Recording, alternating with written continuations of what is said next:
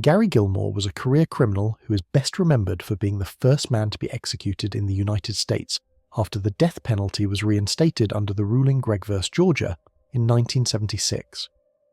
Gilmore was born to a poor family that travelled around the western US looking for work. By the 1960s, Gilmore was a career criminal who had racked up an impressive rap sheet, which featured his favourite crime of armed robbery. In 1976, months after the death penalty was reinstated, Gilmore killed 2 men during the course of 2 different armed robberies in Utah. He was quickly caught, tried, and sentenced to death.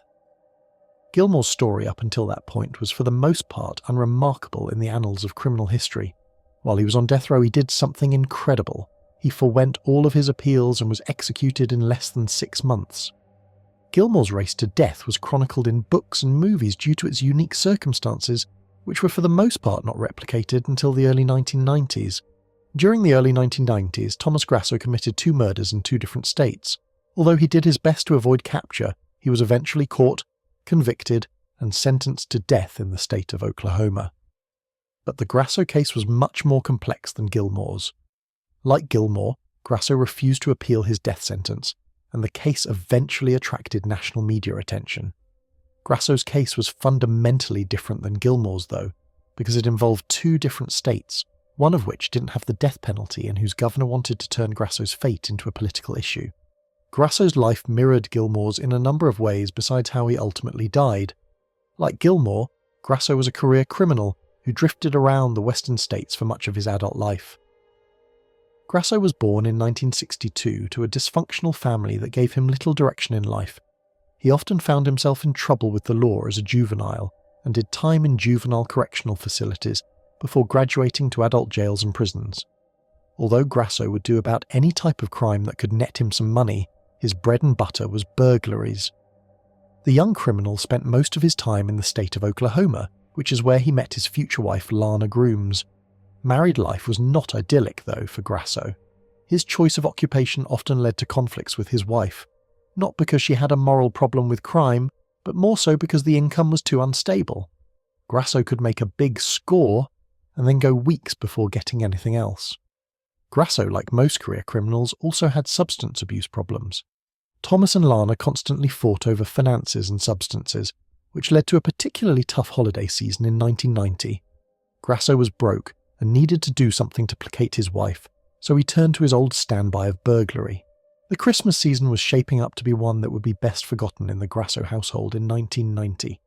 Thomas was broke, and it seemed as though he had exhausted all of his favourite places to rob and burglarize in the Tulsa, Oklahoma area. Frustrated with the situation, Grasso began to consider breaking what is perhaps the #1 cardinal rule among career criminals: never strike close to home. Of course, what is considered close to home is relative, but the better criminals know not to hit people and places they are associated with due to the possibility of identification. Grasso knew this rule and tried to follow it, but he was becoming extremely frustrated the closer it got to Christmas. He began looking at his next-door neighbour, 87-year-old Hilda Johnson, as a possible mark. Despite her age, Johnson was still pretty active and was able to live alone. She kept her small home nice and clean and was friendly with most of her neighbours, including Grasso and his wife. It was rumoured that the elderly woman kept a lot of cash in her home, as many people who lived through the Great Depression did. Johnson had never had problems with crime in the quiet neighbourhood, but there is a first time for everything. On Christmas Eve 1990, instead of spending the day celebrating with his family, Thomas Grasso was fiending for drugs. He was broke and needed a fix, so, out of desperation, he decided to break into Hilda Johnson's home. He went in through a window, and as he was rifling through Johnson's things, she heard the noise and went to investigate. Like a true predator, Grasso leaped on the defenceless old woman and hit her several times before he pulled some Christmas lights down and strangled her to death with them. The heist and murder netted him $12 in cash and a television set. He later traded the TV for drugs. Although Grasso and his wife were interviewed by the police after Hilda Johnson's body was discovered, they were considered possible witnesses but not suspects. Thomas Grasso had gotten away with murder, but since he was a career criminal, he knew that it was time to leave town. Not long after he murdered Hilda Johnson, Grasso and his wife moved to New York City, where he had some familial contacts. The couple settled on Staten Island, and before too long, Grasso was up to his old behaviour of drug abuse and crime. But he soon found out that it is tougher in some ways to live as a criminal in the Big Apple. Although the penalties for crime are tougher in Oklahoma than in New York, the crime rates are lower in Oklahoma, and therefore people are more trusting, which worked in Grasso's favour. Grasso learned that not only are most New Yorkers leery and distrusting of strangers, many also have a siege mentality, where they are actually waiting for something bad to happen. Grasso earned less as a criminal in New York, which was a problem since the living expenses are much higher than in Tulsa. After netting a few low-paying scores, Grasso decided to follow a familiar template by targeting an elderly person in his neighbourhood. By the spring of 1991, Grasso noticed an 81-year-old man in the neighbourhood named Leslie Holt lived alone. He also heard that Holt was drawing a nice-sized Social Security check. Grasso stalked his prey until he thought the time was right, which, similar to his murder of Hilda Johnson, happened to be on holiday. On July 4, 1991, Grasso broke into Leslie Holt's home to steal his Social Security check. Unlike the break-in murder more than 6 months earlier, the career criminal intended to kill the elderly pensioner before taking his money. Grasso viciously beat Holt to death, took his check and calmly left the house. After dispatching of his victim, Grasso then cashed the check and went to the nearest drug dealer.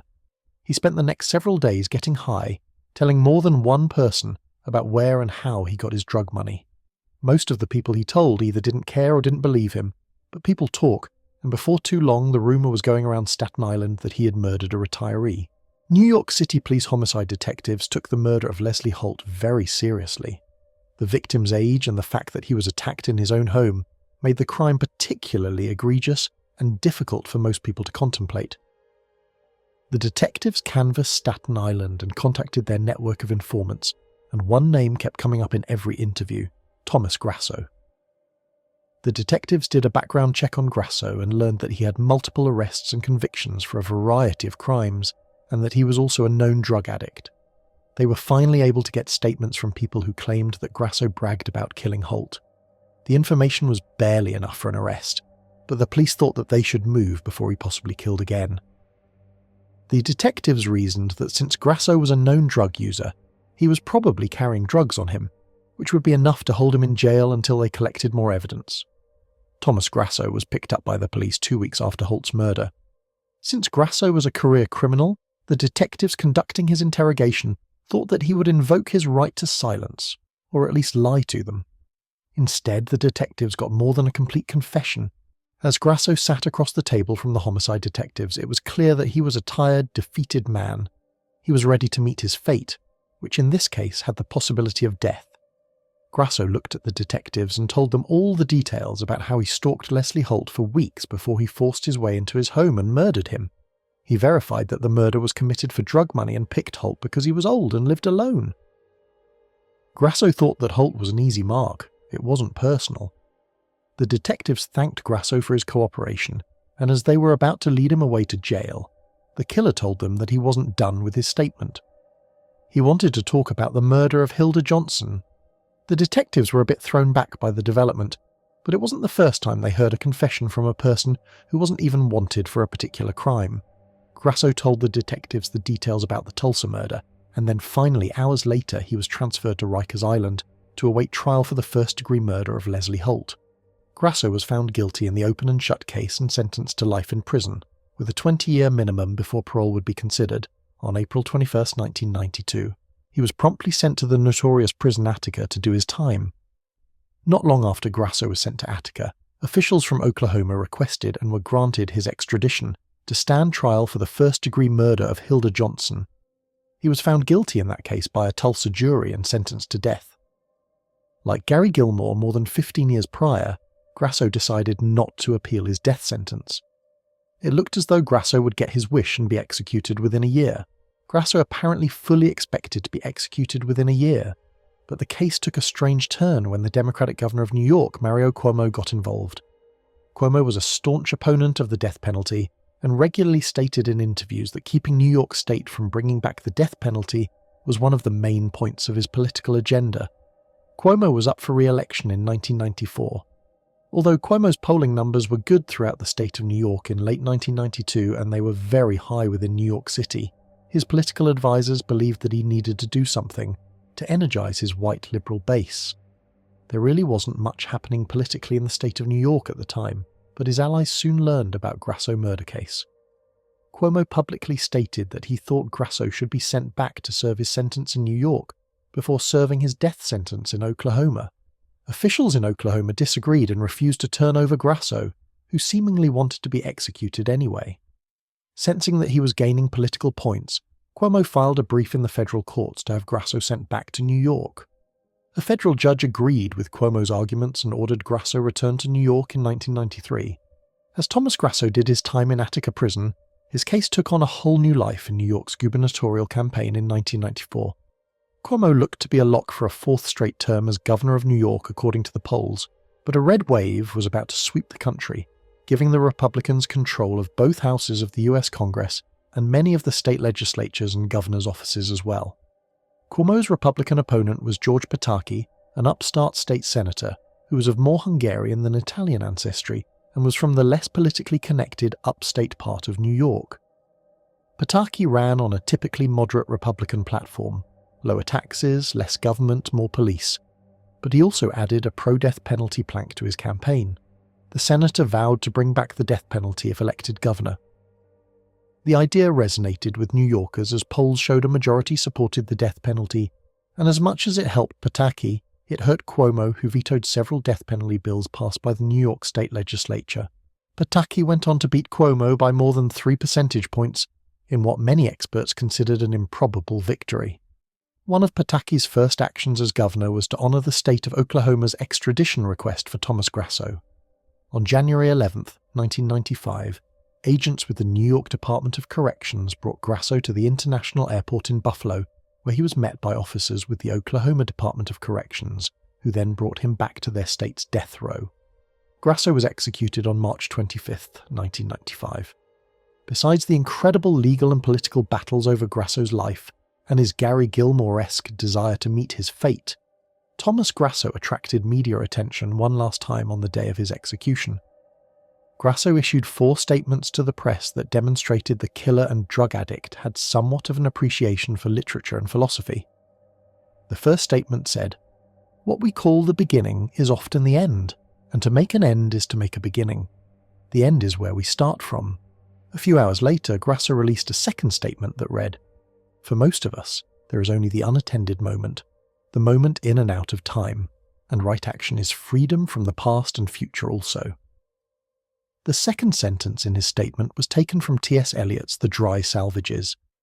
In his third statement, just 3 hours before he was executed, Grasso released a poem titled A Visit with Mystery. The poem reads, "Ready, willing and waiting am I, asked for death but could not die. Each sunrise is one day less, I'll endure this horrible mess.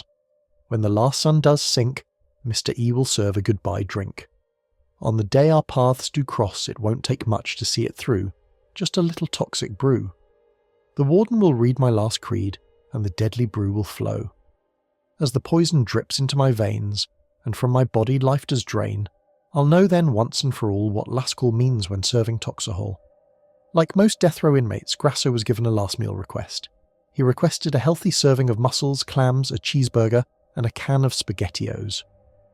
Apparently the prison was out of SpaghettiOs because after Grasso was strapped into the gurney and he was asked if he had any last words before they put the needle in his arm, he answered, "I did not get my SpaghettiOs, I got spaghetti.